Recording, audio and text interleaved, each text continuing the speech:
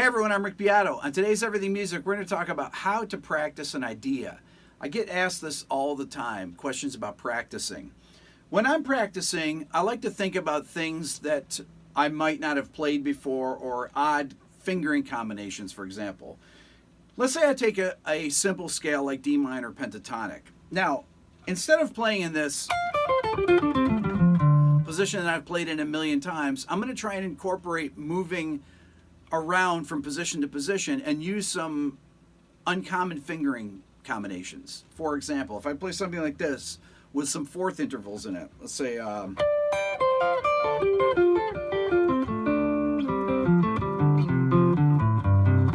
okay, I'm thinking really hard about this, and one of the reasons is because I'm moving between positions. I'm also trying to do things where I'm playing bars in one area and I'm not playing bars in other areas, because this is going to help me for improvising. Because when you're improvising, you have to improvise your fingerings as you're going on, and the more different combinations of fingerings that you can play, the easier it is to execute ideas that you hear in your head. So I started out the line like this, where I'm playing a bar from D to G like this. So I do 2 bars in a row.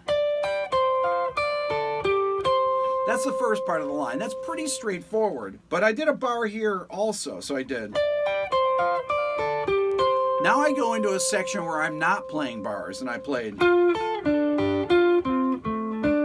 Now why did I do that? Well, because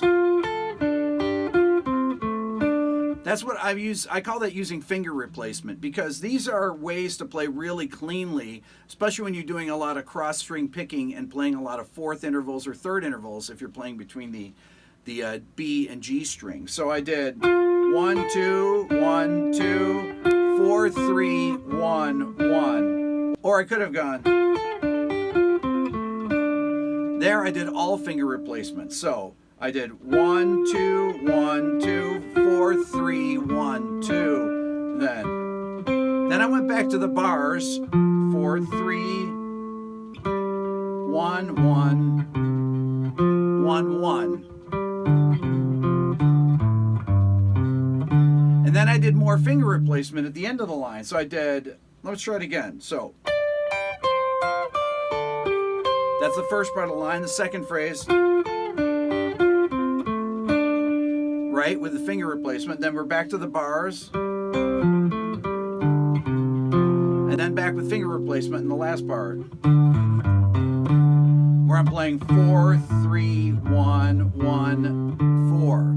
Okay, so there's a lot of different combinations there. I could have played this with my third finger, but doing these kind of bars here, where you have to actually collapse your finger across strings, is very hard to play if you're playing it fast. Now, let me try it again.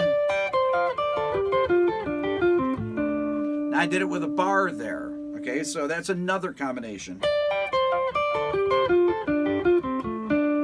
Okay, what if I play it like this? Okay, there I did it with finger replacement. So I'm going 3 4 1 2 2 1 3 4. So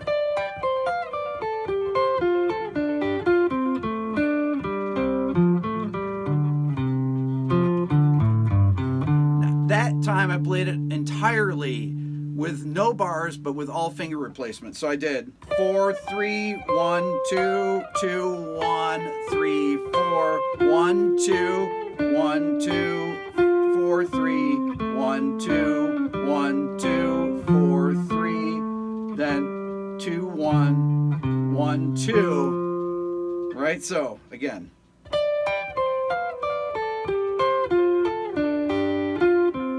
I'm thinking really hard. I did 1 bar there, I did. I didn't have to do a bar, I did it there. So I'm trying it again with no bars.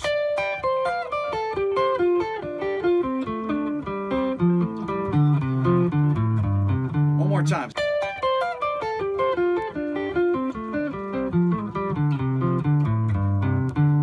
There we go. So let's see if I can do it with all bars now. This gets tricky because here, then I have to do some type of a cross here.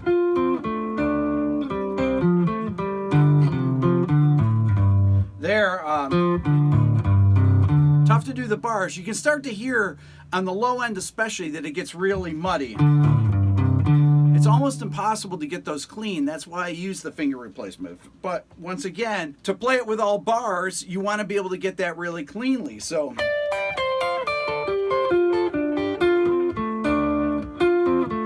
it's tough. I like to go with the third finger because it's a larger finger and it's easier to cross strings.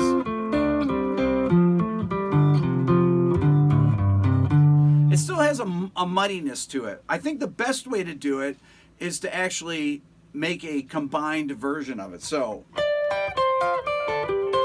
first part with the bars, second part.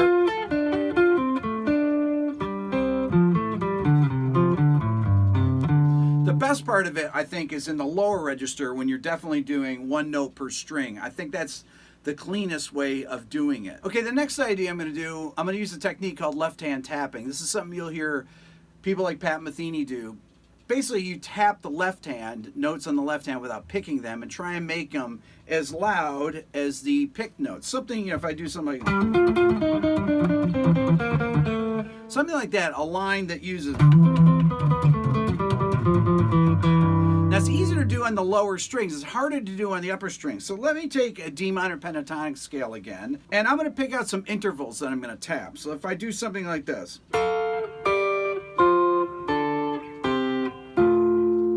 So those are good. So let's see.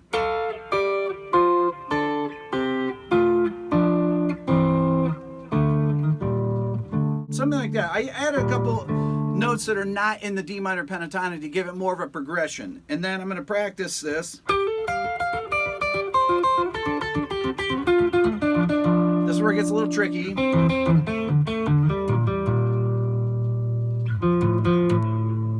Maybe do that.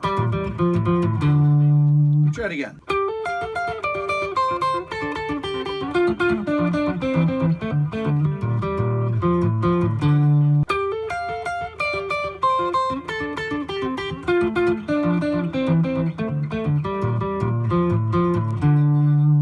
Now I'm going to want to go over the tricky spots. Well, the tricky spots are up here in the high register.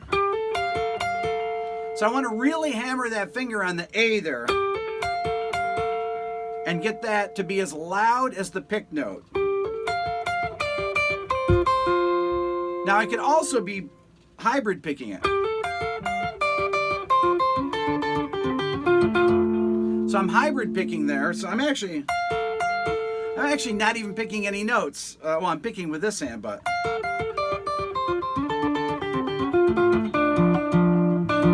You have to really hammer on hard to make it sound.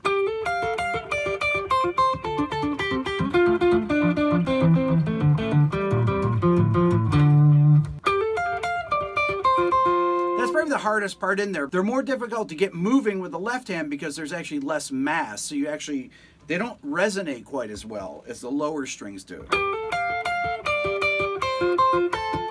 So I'm really hammering it hard here.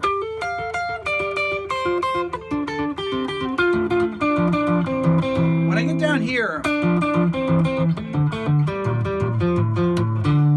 it becomes a lot easier. Let me try it again.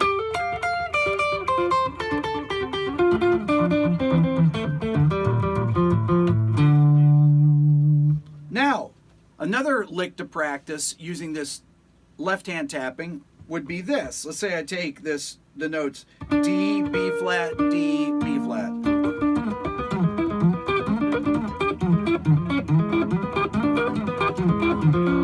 Okay, so I'm moving it in minor thirds because it's actually out of the diminished scale. And it would work if I had a B flat, 7 flat, 9.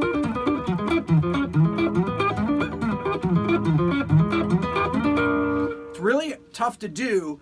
What I'm trying to focus on with this, if I'm practicing it, is can I get it to where that first finger actually never leaves a string? So it all sounds connected.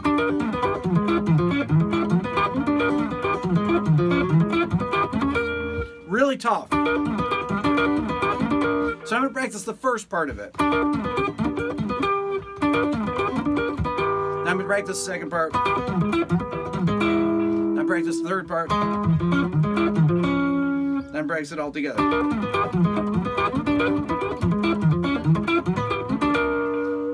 Woo! That's really, really tiring to do, but it actually can be a really cool lick to play.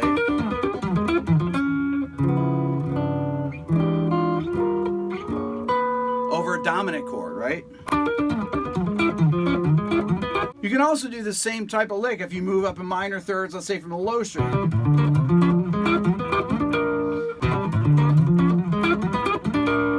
So the concept is to practice things that you're not used to playing. Try to come up with things that are actually going to be useful for when you're improvising. New types of fingerings, new types of harmonic ideas, certain types of patterns that you've never played before. These are the kind of things. And then when you're actually working on it, you want to use different strategies like additive practicing. That would be where I'm playing something. I play the first part of a lick, right? And then I keep moving and adding bits to it. That's one. That's two.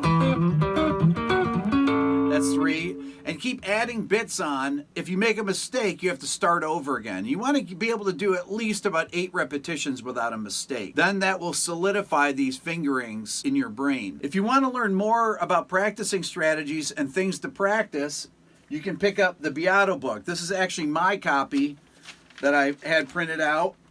And I always talk about it at the end of every episode, but I actually never show you what it is. But basically, it's the compendium that goes along with the videos. It explains all the concepts right from the beginning on, and you can find it on my website at www.rickbeato.com. It's right there on the front page. That's all for now. Please subscribe here to my Everything Music YouTube channel. Thanks so much for watching.